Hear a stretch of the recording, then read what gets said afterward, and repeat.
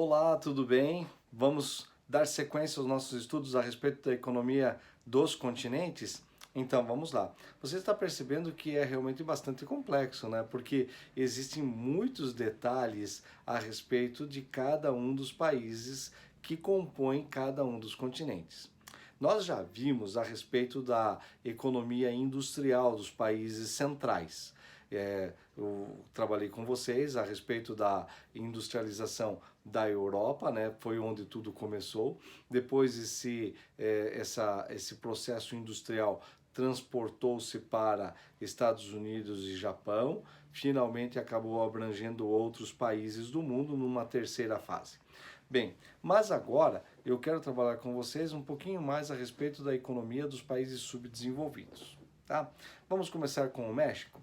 O México aproveitou-se de uma situação bastante interessante. A proximidade geográfica com os Estados Unidos favoreceu a industrialização mexicana, especialmente com as chamadas maquiladoras. Essas indústrias, elas produzem normalmente autopeças, existem fábricas de outros produtos também, mas indústrias de autopeças que produzem peças para as montadoras de veículos que estão do outro lado da fronteira, ou seja, lá nos Estados Unidos.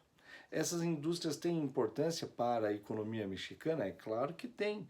Elas, além de darem um retorno em termos de impostos, elas também têm um caráter social, porque elas acabam empregando muitas pessoas nessa região.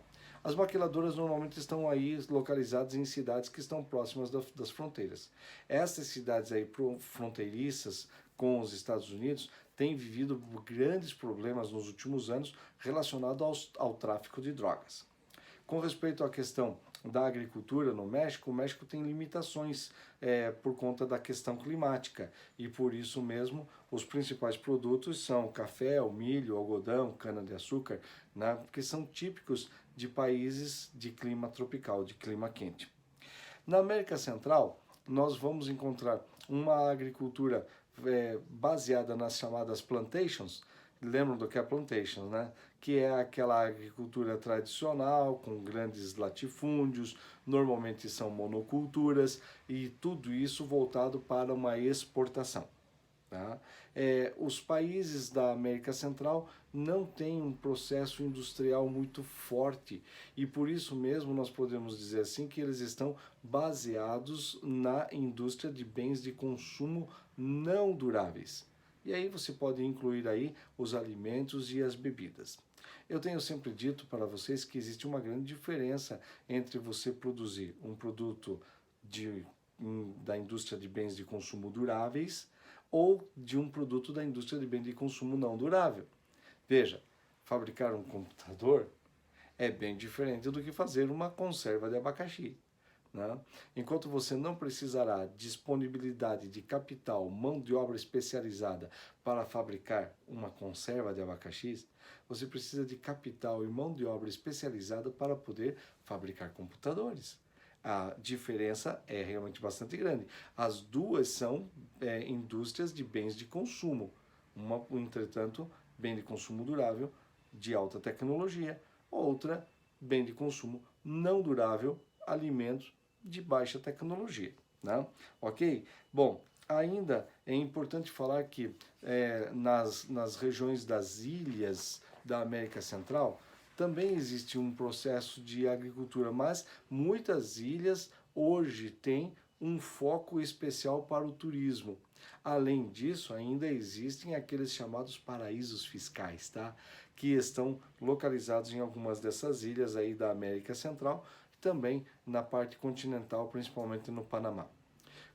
Com respeito à questão do Panamá, é importante falar que o Panamá tem importância, no Panamá tem uma importância bastante grande, o canal que faz a ligação entre o Oceano Atlântico e o Oceano Pacífico e vice-versa. Tá? Esse canal é uma fonte de renda, uma fonte de rendimento bem significativo para o Panamá. Bom, falando ainda sobre outros países da América Latina, nós podemos citar aí importância para a Argentina, o Brasil. Nós já estudamos, já vimos que o Brasil tem um setor industrial muito forte, mas outros países que nós não mencionamos ainda são a Argentina, né, o Chile, né? Que são países que têm uma indústria nascente bastante significativa, bastante forte. Agora, falando dos outros países, Paraguai, Uruguai, Bolívia, né? A Venezuela está passando por um processo de uma crise realmente muito grande nos últimos anos, né? Uma crise econômica assim sem precedentes, já há vários anos se arrastando na Venezuela. E tudo isso, gente, é importante que a gente saiba que a indústria e o setor industrial tem importância, né, no processo da transformação das matérias-primas e também para o desenvolvimento econômico dos países. Cada um desses países que eu acabei de citar tem setor industrial montado neles, alguns com mais força e mais ênfase na produção de tecidos, de calçados ou de alimentos, bebidas também, e outros até com um setor voltado para a indústria de automóveis, como é o caso da Argentina, eletrodomésticos e automóveis, correto? Bom, na sequência disso tudo, ainda é importante falar que alguns países da costa oeste, como por exemplo o Chile, o Peru e o Equador, se beneficiam muito das correntes marítimas de águas frias que passam aí nas suas costas e que favorece o setor pesqueiro. Então existe uma indústria pesqueira de bastante importância na costa oeste da América do Sul. Não vai esquecer disso. Bom, falando sobre a África, nós podemos dizer assim, que o continente africano vai ter duas regiões, né? A região setentrional, ou norte, a região subsaariana.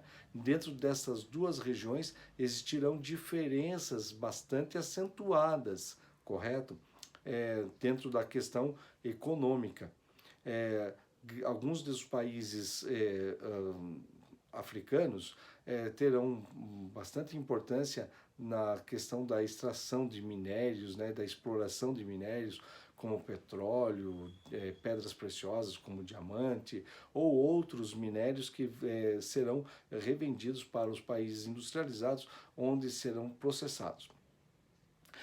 O país, poderíamos citar assim, que entre os países industrializados, há um destaque bastante grande para a África do Sul, né, lá no extremo sul do continente africano, e também para o Egito, que está lá na outra extremidade, né? Os dois países estão nos dois extremos. Uma outra situação muito interessante diz respeito à questão da produção primária desses países, focada principalmente em produtos para exportação. Vários países africanos possuem produtos que são destinados ao mercado externo.